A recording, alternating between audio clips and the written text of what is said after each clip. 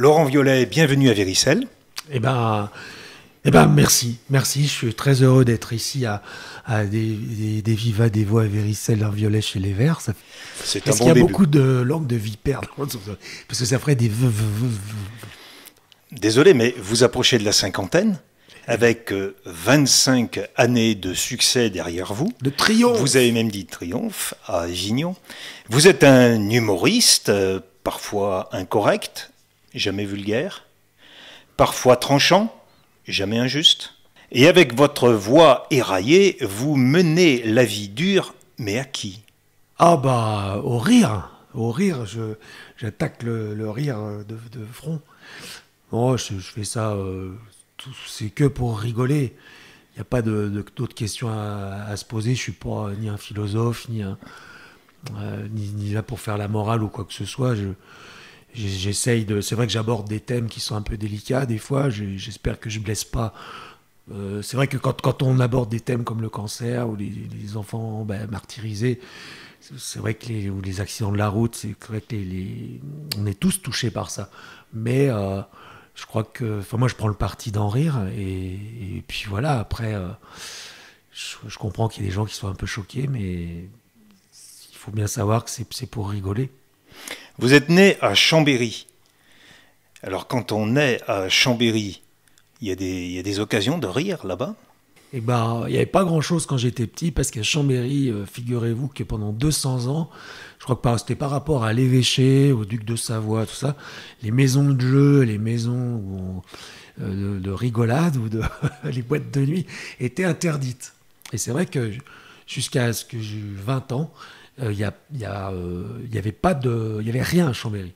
Il y avait des théâtres, ça restait assez classique. Mais en boîte de nuit, non, on pouvait pas trop s'amuser. Il fallait aller à Aix-les-Bains. Et puis, comme j'avais pas le permis pour aller à Saint-Galmier, il y a Véricelle, j'ai pas eu l'occasion de me fendre la gueule. Vous étiez un enfant drôle ou un drôle d'enfant? Non, j'étais surtout attiré par... j'ai eu deux périodes. Ça s'est suivi une période AC/DC et Scorpion, et puis après une période Brassens. Et j'ai beaucoup écouté Brassens quand j'étais adolescent. Et d'ailleurs, je suis monté à Paris pour faire de la chanson, pour écrire des chansons. Et puis du coup, je suis tombé sur une bande de fous qui faisait du comique. Et on m'a dit, avec ma voix un peu spéciale, et puis il n'y a pas que la voix, c'est-à-dire que je chante comme une casserole, c'est très faux. On m'a dit, fais du comique, arrête la chanson. C'est pour ça que je me suis lancé au lieu de faire des... Mais j'ai essayé de garder la même rigueur que quand j'écrivais mes petites chansons, la même rigueur dans les sketchs, quoi, avec une introduction, un développement, une conclusion. Avec une certaine musique. J'ai entendu tout à l'heure la répétition, la mise, comment dire, en forme, en son. Vous utilisez pas mal la musique dans le Oui, spectacle. j'aime bien la musique, elle est essentielle. J'écoute tout le temps. Puis maintenant, avec les téléphones, les machins, quand je fais beaucoup de trains, j'adore toutes les musiques. Ça va du classique jusqu'à la musique française, même très populaire, qui est souvent sous-estimée, je trouve. Des gens comme Serge Lama, qui ont vraiment des chansons magnifiques. Il n'y a pas que Brel, Brassens. Bon, bien sûr, ils sont à un certain niveau, mais moi j'aime bien Joe Dassin, j'aime bien Michel Sardou. Enfin voilà. Quoi, Alors vous allez faire plaisir à Serge Féchet, ici à Véricelle, qui s'efforce d'appeler et de faire venir des chanteurs, on va pas dire de deuxième rayon, mais qui ne tournent pas dans la vie à la gaieté parisienne. Voilà. Ah, bah faudra que je vois avec lui, parce que peut-être qu'on peut faire venir Jean-Jacques Debout, mon ami Jean-Jacques Debout, qui a quand même un sacré répertoire et qui est très sympa, qui se plaira beaucoup à Véricelle. Vous évoquiez donc votre arrivée à Paris en 1985. Là, vous avez fréquenté des Palmade, Roumanoff, Bigard. C'était quoi, des copains ou des collègues? Et depuis, ce sont des copains ou des collègues? Oh bah c'était des bons copains, puisqu'on jouait, c'était à l'époque, moi j'étais au Blanc Manteau avec Roumanoff, il y avait le point virgule qui était à 100 mètres, même pas. Et on se voyait tous les soirs, parce que c'était l'époque où on restait un an facilement, on jouait du lundi au samedi dans le même café-théâtre. Donc on se voyait tous les jours, tous les soirs, donc c'était vraiment des amis. Mais après, les amis, c'est rare qu'on les garde à peut-être une exception près, mais c'est rare qu'on garde 50 amis toute sa vie. Puis après, on va jouer ailleurs, on rencontre d'autres gens, et puis voilà, mais sont restés des copains. C'est comme quand j'ai fait France Inter, où j'ai rencontré Schraz, Christophe Alévèque. C'est vrai qu'on a bourlingué pendant 7 ans, on était tout le temps fourrés ensemble, et puis maintenant, qu'on travaille plus ensemble, on se croise, mais voilà, on est restés amis, copains, enfin voilà. Alors c'était l'époque de Rien à cirer, Rien à voir et Le Fou du Roi. Voilà. Et vous aviez une certaine liberté ou une liberté limitée? Bah, la liberté, c'est surtout Laurent Ruquier qui la laissait, parce qu'il disait toujours c'est vrai qu'on se permettait beaucoup de choses, et il y avait beaucoup de courriers, il y avait des remontrances de la part de la direction, mais Ruquier a toujours dit, si vous le virez, vous me virez. Et donc c'est pour ça qu'on n'était jamais viré. Il y avait un tel succès, cette émission avait un tel succès, enfin Ruquier avait un tel succès à Inter que voilà. Après, quand est arrivé Laurence Boccolini, ils l'ont viré très vite. Et puis quand Bern est arrivé, alors lui Bern, c'est quand même l'opposé de Ruquier. C'est-à-dire que c'est pas quelqu'un qui va se mettre en avant, quoi. Il va plutôt se mettre. Enfin bref. Mais il a su s'adapter malgré tout, alors qu'on aurait pu croire qu'il n'était pas du tout fait pour ce genre d'émission. Il est pas, c'est un passe-partout, Stéphane Bern. Caméléon? Ouais, c'est une anguille, voilà. Maintenant, il est à... il n'a pas été accepté à France Inter, à Radio France. Moi, je me souviens d'affiches qu'il y avait dans les couloirs de l'ascenseur. Non, il n'a jamais été aimé à France Inter, faut pas croire. Puis il a repris la formule de Ruquier, et il n'a rien inventé. Puis là, il l'a déplacé à RTL, il n'y a rien de nouveau, quoi. Il est bien gentil, Stéphane Bern, c'est tout. Ce qui vous est arrivé justement à un moment donné, c'est vous en avez souri, ça vous a blessé, c'est fait partie du jeu. Ah, de me faire virer? Oui. Oh, c'est une mauvaise blague. Voilà, j'étais avec Albert Mellet, on revenait de Bretagne d'un spectacle, on n'avait pas dormi, je croyais que c'était drôle, et puis en fait, non, c'est la vie, c'est comme ça m'a permis de faire un autre spectacle, et puis, mais bon, c'est plus des non-dits qui sont embêtants, parce que, en fait, c'est l'ambassade d'Autriche qui avait porté plainte, je traitais l'autre de Jörg Haider de facho, et en fait, on a fait croire aux gens que c'était les Juifs qui s'étaient, enfin bref. Mais bon, je m'en fous. Que vous a appris Ruquier, professionnellement? C'est moi qui lui ai appris, puisque j'ai démarré avant lui, quoi. Parce qu'avant de venir chez Ruquier, j'avais déjà fait 2 cafés de la gare, un théâtre Grévin. Enfin voilà, j'avais déjà fait de la télé, j'avais fait de la radio sur Skyrock. Enfin voilà. Et Ruquier, quand il est arrivé, il est venu me voir au Lanto. Après, il a eu un parcours exceptionnel, puis il l'a toujours. Chapeau. C'est un gros travailleur.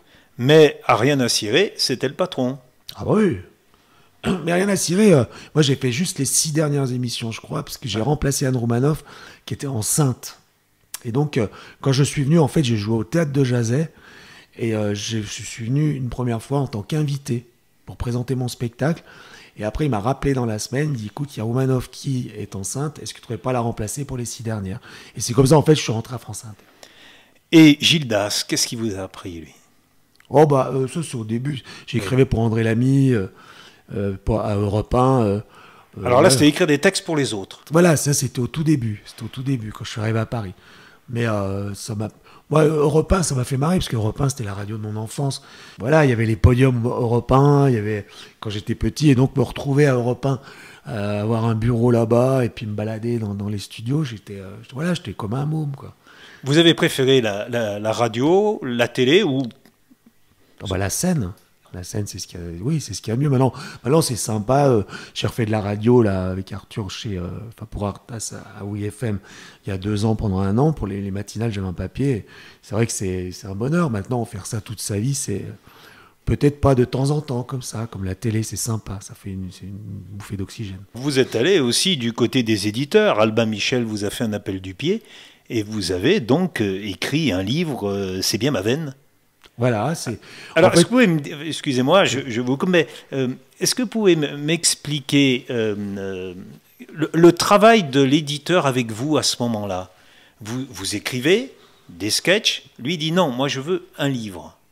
Oui, en fait, c'est une commande. Faut pas, je suis pas écrivain, je suis pas auteur, c'est un métier. Enfin, Ça, je m'en suis rendu compte en écrivant, et surtout en me relisant, que c'est vraiment un métier d'écrire un livre. Un sketch, c'est différent, c'est comme une chanson, on travaille sur un autre... Mais, Notre rythme, c'est plus rapide. oui, c'est un autre format.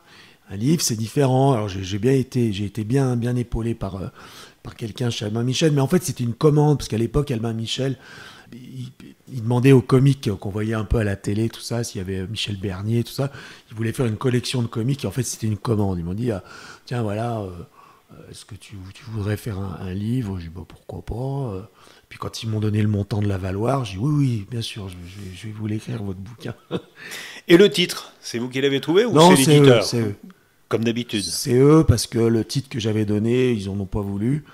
Et puis, mais bon, c'est la personne qui veut, c'est un peu noir, comme la fin est un peu noire, que la personne qui m'a épaulé d'Albin Michel dans ce truc-là est mort 2 jours avant la sortie du livre. Et j'avais signé pour 3 livres. Et puis du coup, après, enfin voilà, je sais même pas combien ils en ont vendu. D'accord, ça en est resté là. Voilà. En tout cas, les titres de vos spectacles, vous les choisissez. Ah oui. Hein, le comique qui tue, Laurent Violet fout la merde, Faites-vous violet pour 100 balles, et puis cette année, en 2012, en Avignon, une ville que vous aimez bien, parce que vous y êtes allé, vous y revenez. C'était donc, je retrouve plus, ben si, 25e année de triomphe. Voilà. C'est pour un best-of. Ça faisait 25 ans, en fait ça fait 27 ans que je fais ça, et là je termine au mois de juin ce best-of, quoi. C'était au Forum. Avignon, oui. Avignon, Forum, oui. Qui se spécialise, si on peut dire comme ça, enfin qui ne présentait que des humoristes. Oui, des pièces ou des one-man shows, mais à Avignon, il y a beaucoup de comiques quand même. C'est vrai qu'il y a un peu de tout, il y a 1200 spectacles, mais il y a quand même beaucoup de comiques, tous les copains se retrouvent par là. Vous avez le temps à Avignon d'aller voir d'autres spectacles? C'est fatigant, c'est tous les jours, et puis j'ai bientôt 50 ans. Hein. Mais on va voir des copains, 2-3 comme ça. Mais c'est vrai que c'est... Et puis à la fin du spectacle, des fois, moi je jouais... à 14h. 14h. Après, il y a des gens qui vous attendent, machin. À la fin, on va manger, on boit un coup, ça traîne. Puis du coup, après, on n'a pas forcément envie d'aller voir. Enfermé dans une salle, il fait chaud. Ouais. Ils disent que les salles sont climatisées, c'est des étuves. Enfin bref, enfin voilà quoi. Mais bon, on voit les copains. Je suis dû aller voir 2 spectacles quoi cette année. C'est quelque chose qui vous plaît, Avignon. Malgré la fatigue, c'est quand même un défi de jouer tous les jours, là, pendant tout le mois de juillet. Non, mais c'est très sympa. Et même pour ceux qui jouent pas, moi, je conseille aux gens d'aller à Avignon. Pas 2 jours, parce qu'après, c'est fatigant, mais rien que pour voir l'ambiance. On n'est pas obligé d'aller voir 15 spectacles, mais on peut aller voir 1 ou 2 spectacles. Puis c'est surtout l'ambiance qui est sympa. Vous avez eu le Grand Prix du Festival d'humour de Vienne en 2008. Vous avez eu le premier prix du Festival des arts burlesques à Saint-Étienne, à 2 pas d'ici, l'année suivante. Vous êtes sensible à ces prix ou... Oh ben ça fait plaisir, moi je crache pas dessus. Non, c'était très sympa. Vous vous vengez de l'école? Non, mais ça me fait marrer. Mais non, pas de souci. Si un jour on veut me remettre un César, j'irai le chercher. Savez-vous, petit clin d'œil, quand j'ai cherché un petit peu de la documentation à votre sujet, que je suis tombé sur un Laurent Violet qui habite Aubenas, en Ardèche, et qui est gérant d'un garage d'automobile. Vous auriez pu devenir ce Laurent Violet-là? Bah, mon père était mécano, pardon, au départ. Mais il y a un Laurent Violet, garagiste aussi, à La Rochelle. C'est un nom courant. Ouais, il y a un Laurent Violet qui est œnologue aussi. Il y a un Laurent Violet qui est météorologue. Et il n'y a pas de Laurent Violet footballeur? Ça aurait pu. Ça, c'était quelque chose que vous aviez à cœur? Ouais, mais à moi en short, ça le fait pas. Bah oui, non, mais bon, je suis né avec les Verts. Enfin voilà, c'est les Verts. D'ailleurs, ils jouent ce soir. J'en veux un peu au diffuseur, à la chaîne qui diffuse, la nouvelle chaîne, la Beansport. Ils mettent ça quand même un vendredi, quoi. Vendredi soir, le jour où je joue à Viricelle. Ils pourraient quand même vous demander avant. Ouais, soit décalé, soit le jouer le samedi. C'est du sans-gêne. Dimanche, mais c'est un vendredi. La première fois en 47 ans que j'ai un Viricelle, ils mettent le match le même jour. Est-ce que vous avez les mêmes cibles aujourd'hui qu'il y a 20 ans? Les thèmes sont toujours les mêmes. Ça tourne toujours quand on regarde les chanteurs, que ce soit Renaud, Brassens, enfin tout le monde, c'est tout le temps les mêmes. Hein. C'est la mort, l'amour. Alors c'est la manière de De s'amuser avec ça qui change? Quand on est jeune, eh ben, on fait des trucs de jeunes, quoi, de potage, surtout dans la voie que j'ai prise, dans le côté un peu provocateur. Après, on essaye d'être un peu plus intelligent, mais c'est moins percutant, on fait moins de tubes. C'est plus chiant, je trouve. En vieillissant, on devient con, on devient chiant. Vous faites de la philo, là? Non. Peut-on rire, se moquer des humoristes? Se moquer des humoristes? En général, je l'avais appris au début. C'est même pas se moquer des autres comiques, c'est... enfin, moi, je le fais, mais c'est se moquer du métier. Et c'est mal vu. C'est mal vu parce surtout quand on démarre, quand on est à Paris, tout ça, on se fout de la gueule. Il faut pas se moquer du métier. C'est cracher dans la soupe? Oui, puis de toute façon, on rencontre tout le monde après, et puis tout se sait. Alors dès qu'on devient... Quand on n'est pas connu, les gens s'en foutent, mais dès qu'on commence à passer un peu à la télé, puis là, hop là... Et là, Drucker, là, qui vient de sortir son bouquin où il tape sur tout ce qui bouge là, à la télé, à mon avis, il a fait une grosse connerie, quoi. Vous aimeriez bien retourner à la télé?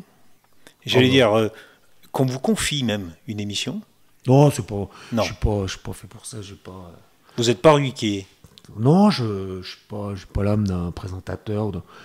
Non, c'est pas tellement mon truc. Puis c'est trop de travail. Ça va bien d'écrire un papier, de faire un gag, machin, même si c'est récurrent.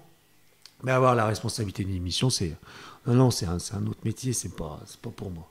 Non, ça se fait pas comme ça. Est-ce qu'il y a quelque chose que vous aimeriez dire qu'on n'a pas pu évoquer?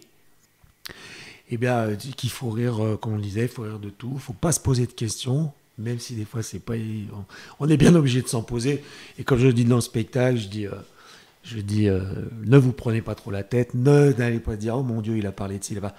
Parce que la réflexion, c'est une cause de mortalité en France. Oui, il y a des questions qui tuent.